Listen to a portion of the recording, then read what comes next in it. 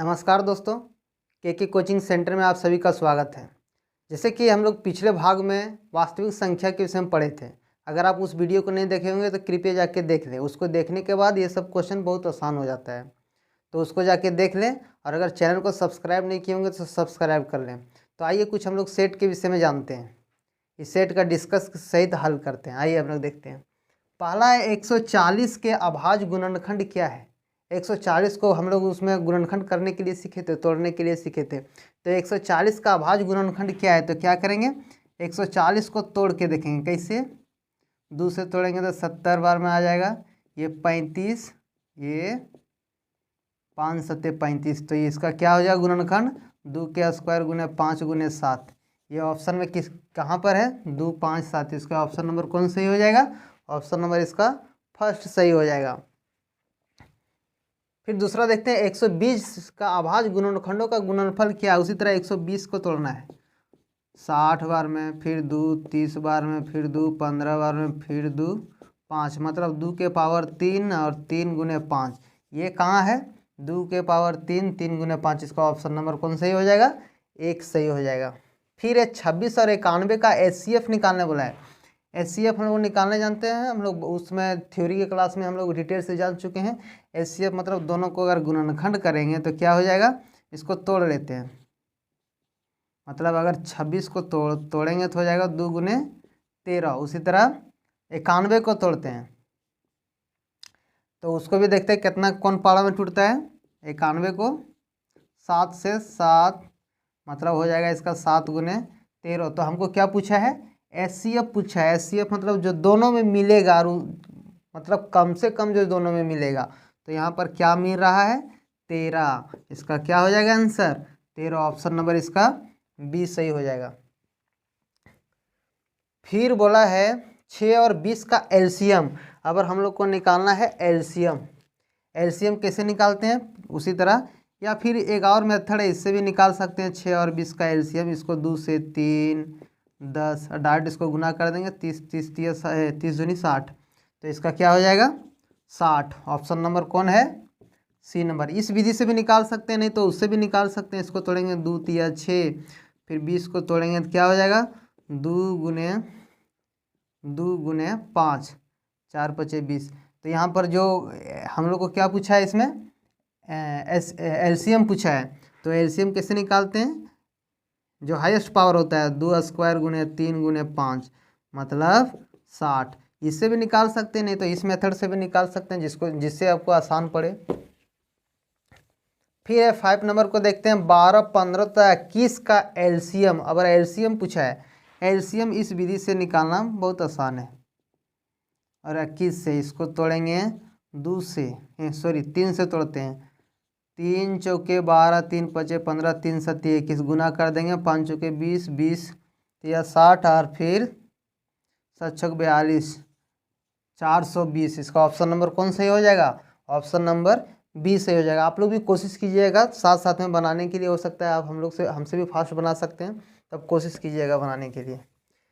फिर 6 नंबर है। यदि इसके विषय में, ये हम थ्योरी हम लोग पढ़े थे इसके विषय में, तो इसलिए आप थ्योरी क्लास जाके देख लें। थ्योरी से बाहर आपको क्वेश्चन नहीं मिलेगा। ये जो होता है A plus B Q plus R, A equal to B Q plus R, जहाँ ए और बी एक धनात्मक पूर्णांक हो तो आर क्या होगा? बी से बड़ा होगा, या फिर 0 से छोटा होगा, या फिर बी से छोटा होगा, या फिर इनमें से कोई नहीं। तो हम इसका ऑप्शन देखते हैं। ये तो होगा नहीं। अगर जो आर है बी से बड़ा हो जाएगा तो फिर एक बार भाग डाल जाएगा, ये तो होगा नहीं। उस थ्योरी में हम लोग चर्चा भी किए थे। और अगर छोटा हो जाता है तो फिर सेसिबल होगा ही नहीं। तो इसका ऑप्शन नंबर कौन हो जाएगा? इसका ऑप्शन नंबर तीसरा हो जाएगा। फिर बोला है 3√2 है क्या? एक पूर्णांक संख्या, परिमेय संख्या, अपरिमेय संख्या, इनमें से कोई नहीं। तो हम लोग पढ़े थे √2 √3, मतलब जिसका वर्गमूल ना निकले, अगर वो कोई संख्या के साथ भी जुड़ जाता है तो उस संख्या को क्या कर देता है? अपरिमेय कर देता है। तो इसका ऑप्शन नंबर कौन हो जाएगा? अब ऑप्शन नंबर सी हो जाएगा, अपरिमेय संख्या ये। इसी तरह अगर आ जाए √3 7 √5 5 - √3, मतलब जिसके साथ कोई भी संख्या के साथ अगर अपरिमेय संख्या जुड़ जाता है तो पूरा संख्या को अपरिमेय कर देता है। इस तरह के क्वेश्चन को क्या करेंगे? अपरिमेय में टिक कर देंगे। अगला देखते हैं।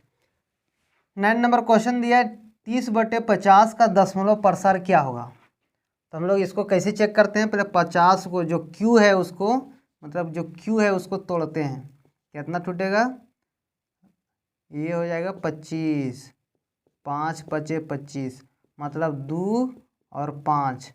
तो क्या ये इस रूप में हम लोग क्या पढ़े हैं, अगर इस रूप में कोई संख्या हो जाता है तो उसका दशमलव प्रसार क्या होगा, शांत होगा। तो इसका ऑप्शन नंबर कौन सही हो जाएगा, ऑप्शन नंबर ए सही हो जाएगा।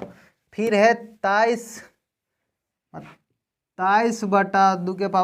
5/2 का दशमलव प्रसार क्या होगा। हम लोग पढ़ें कि 2 के पावर इस रूप में जो भी संख्या आ जाए उसका दशमलव प्रसार शांत हो जाता है। और अगर इस रूप में या फिर इस रूप में भी आए 2 के पावर n या फिर 5 के पावर m, ये तीनों रूप में जो संख्या आ जाता है उसका दशमलव प्रसार शांत होगा। और अगर नहीं जो आ रहा है वो अशांत होगा। तो इसमें देखिए इस रूप में खुद डाला हुआ है तो इसका भी क्या होगा, शांत होगा। इनमें से कौन सी परिमेय संख्या शांत दशमलव प्रसार है।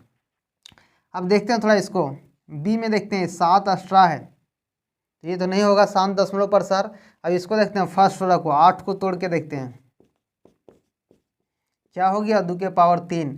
तो क्या इस फॉर्म में है, तो हाँ इसका दशमलव प्रसार जो शांत होगा वो कौन होगा, इसका ए नंबर होगा। इनमें से कौन सी परिमेय संख्या का 7 दशमलव प्रसार के रूप में व्यक्त किया जा सकता है।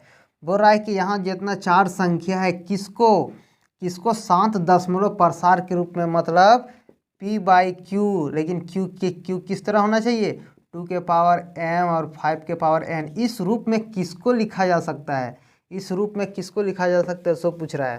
तो हम लोग देखते हैं इसको 165 को तोड़ के देखते हैं, 5 × 15, 5 × 15, 3 11, ये तो नहीं होगा।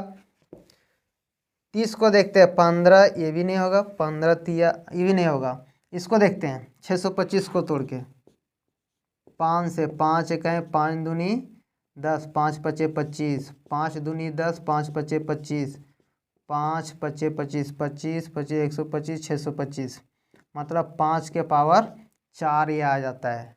तो ये क्या होगा, ऑप्शन नंबर इसका सी हो जाएगा। 5 दूनी 10, 5 × 5 25, हाँ इसका ऑप्शन नंबर सी हो जाएगा। फिर यहाँ बोला है 6 और 20 का HCF 2 है, तो इसका लासा मतलब एलसीएम ज्ञात करने बोला है। हम लोग एक फार्मूला पढ़े थे, एलसीएम गुने HCF बराबर दोनों संख्या का क्या, गुणनफल। ये दिया है कितना, ये दे दिया है 2, तो एलसीएम क्या हो जाएगा, एलसीएम बराबर ये गुना में उधर जाएगा तो भागा में हो जाएगा, मतलब HCF नीचे आ जाएगा। 6 × 20 और ये HCF कितना है, HCF यहाँ पर दिया हुआ है 2 यहाँ रख देंगे, 2 तिया मतलब 20, 20 तिया 60।